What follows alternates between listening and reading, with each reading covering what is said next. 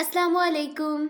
I'm Hafsa, and in this video I'm going to tell you about file management in Linux operating system. So this video helps you a lot in your practical exam Viva question as well as theory. So let's get started. In previous video we have already discussed user management and group management, and in this video you will come to know about all the commands related file management. Linux operating system के अंदर हम लोग ज़्यादातर operations files के ऊपर perform करते हैं और इन फाइल्स को हम लोग डायरेक्टरीज की मदद से मैनेज करते हैं।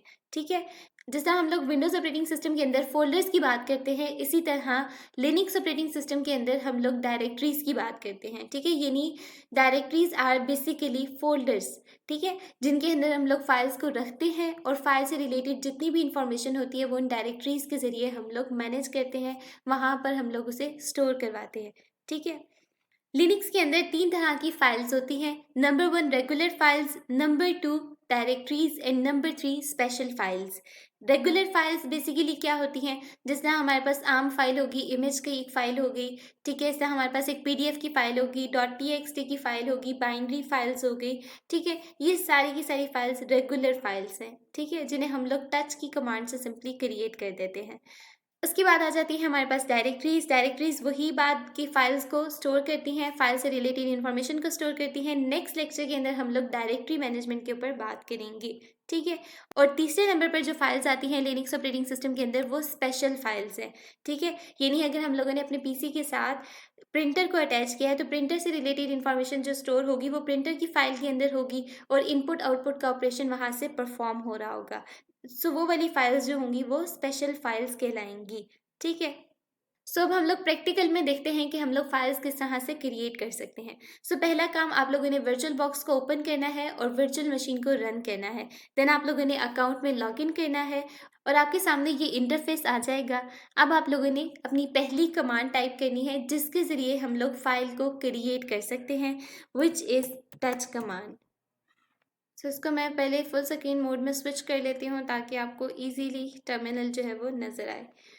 सो फाइल को हम लोग टच की कमांड से क्रिएट कर सकते हैं। ठीक है, अगर आप लोगों ने टच की कमांड से रिलेटेड मजीद इन्फॉर्मेशन हासिल करनी है तो आपको पता है, जैसा मैंने फर्स्ट लेक्चर के अंदर आपको बताया था कि आप लोगों ने टाइप करना है मैन और उसके बाद वो कमांड टाइप कर देनी है जिससे रिलेटेड आप लोग इन्फॉर्मेशन हासिल करना चाह रहे हैं। ठीक है, तो आपके सामने ये इंटरफेस अपीयर होगा और यहाँ पर आप लोग देख सकते हैं कि सारी की सारी इन्फॉर्मेशन जो है वो टच कमांड से रिलेटेड है। लाइक उसने बता दिया है कि टच कमांड आप लोग किस तरह से यूज़ कर सकते हैं, उसका सिंटैक्स देख सकते हैं आप लोग टच, और उसके बाद ऑप्शंस को आप लोग यूज़ कर सकते हैं और देन आप लोगों ने फाइल का नेम मेंशन कर देना है। ठीक है, इस तरह डिस्क्रिप्शन के अंदर आपको डिफरेंट ऑप्शंस के बारे में बता रही है जिनको आप लोग अपनी रिक्वायरमेंट्स के अकॉर्डिंग यूज़ कर सकते हैं। ठीक है, सो इस तरह आप लोग कमांड से रिलेटेड इन्फॉर्मेशन हासिल कर सकते हैं by typing man and then the required command. Manual से बाहर आने के लिए आप लोग क्यू प्रेस करेंगे और उसके बाद हम लोग अब अपनी पहली फाइल क्रिएट करते हैं। सो उसके लिए आप लोग लिखेंगे टच एंड देन फाइल का नेम। फाइल का नेम मैं यहाँ पर प्रोडक्ट्स रख रही हूँ। ठीक है, सो यहाँ पर आप लोग देख सकते हैं कि ये कमांड जो है वो सक्सेसफुली एग्जीक्यूट हो गई है। अब हम लोग ls करके चेक करते हैं कि क्या ये फाइल जो है वो ऐड हुई है या नहीं हुई, तो हमें ये सारी डिटेल बता देगा बाय यूजिंग ls कमांड।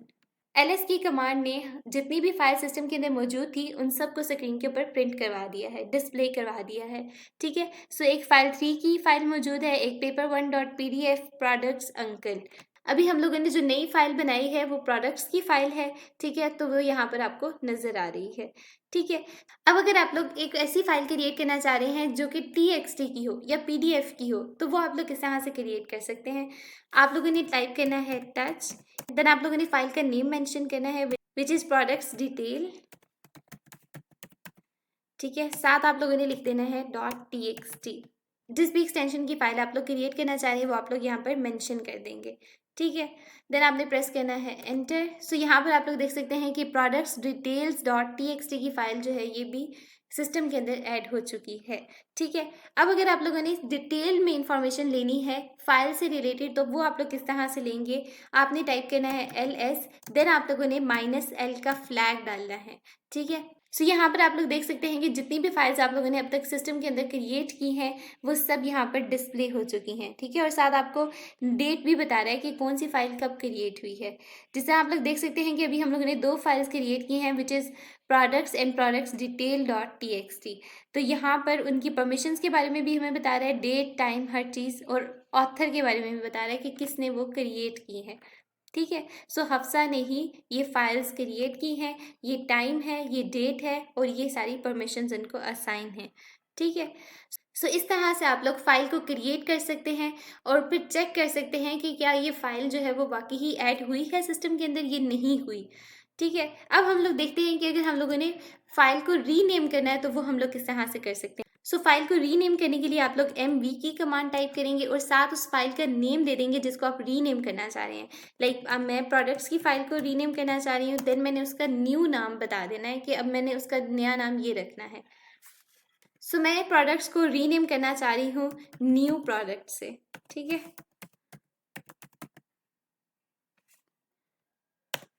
सो यहाँ पर आप लोग देख सकते हैं कि ये कमांड जो है वो सक्सेसफुली एग्जीक्यूट हो गई है, यानी जो प्रोडक्ट्स की फाइल थी वो रीनेम होके न्यू प्रोडक्ट्स हो गई है, ठीक है। अब इसको भी चेक कर लेते हैं, ls टाइप करें एंड देन आप लोग देख सकते हैं कि यहाँ पर अब प्रोडक्ट्स की फाइल कोई नहीं है, न्यू प्रोडक्ट्स की फाइल उसकी जगह ऐड हो चुकी है, ठीक है। सो इस तरह आप लोग फाइल को रीनेम कर सकते हैं। अब हम देखते हैं कि फाइल को अगर हमने कॉपी करना है तो वो हम लोग किस तरह से करेंगे। तो उसके लिए आप लोगों ने टाइप करना है cp, देन आप लोगों ने उस फाइल का नेम लिखना है जिसको आप कॉपी करना चाह रहे हैं, लाइक न्यू प्रोडक्ट्स,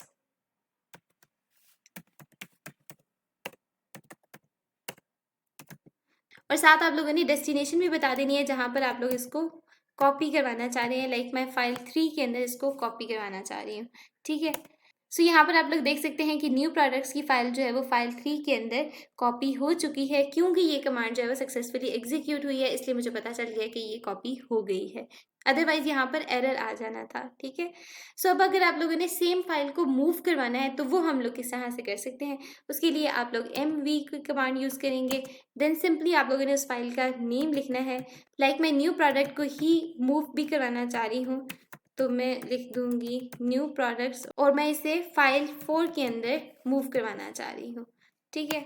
सो यहाँ पर आप लोग देख सकते हैं कि फिर ये कमांड जो है वो सक्सेसफुली एग्जीक्यूट हो गई है, और यहाँ पर न्यू प्रोडक्ट्स की फाइल जो है वो कॉपी हुई है फाइल 3 के अंदर, और न्यू प्रोडक्ट्स की फाइल जो है वो मूव हो गई है फाइल 4 के अंदर। सो अब हम लोग लिस्ट करते हैं सारी फाइल्स को और देखते हैं कि किस फाइल ने क्या किया है। सो यहाँ पर आप लोग देख सकते हैं कि फाइल 3 के अंदर न्यू प्रोडक्ट्स की फाइल कॉपी हो गई है, फाइल 4 के अंदर न्यू प्रोडक्ट्स की फाइल मूव हो गई है, ठीक है। और प्रोडक्ट्स डिटेल डॉट txt की फाइल को हमने कहीं पे भी कुछ नहीं किया तो वो एज इट इज़ रही है, ठीक है। बाकी जो 2 फाइल्स थी वो पहले से ही क्रिएटेड थी। सो हम लोग देखते हैं कि प्रोडक्ट्स डिटेल डॉट txt की फाइल को हम लोग डिलीट करना चाह रहे हैं तो वो हम लोग किस तरह से करेंगे, ठीक है। सो उसके लिए आप लोग टाइप करेंगे rm एंड देन आप लोग फाइल का नेम मेंशन कर देंगे जिसको आप डिलीट करवाना चाह रहे हैं। लाइक मैं डिलीट करवाना चाह रही हूँ प्रोडक्ट्स डिटेल डॉट txt को। सो यहाँ पर आप लोग देख सकते हैं कि ये कमांड फिर सक्सेसफुली एग्जीक्यूट हो गई है। अब हम दोबारा से लिस्ट करते हैं फाइल्स को, और यहाँ पर आप लोग देख सकते हैं कि प्रोडक्ट्स डिटेल डॉट txt की फाइल जो है वो प्रेजेंट नहीं है, ठीक है। सो इससे हमें पता चलता है कि वो फाइल जो है वो डिलीट हो गई है, ठीक है।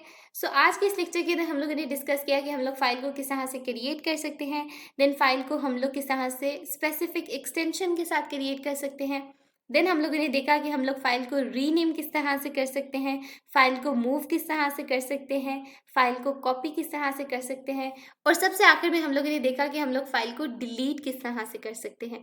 तो ये थी फाइल मैनेजमेंट। आई होप कि आपको इन कमांड्स की बहुत अच्छे से समझ आ गई होगी। If you have any question, any query related to these commands, put it in comment section. I will definitely reply you. And don't forget to hit the subscribe button. Happy learning!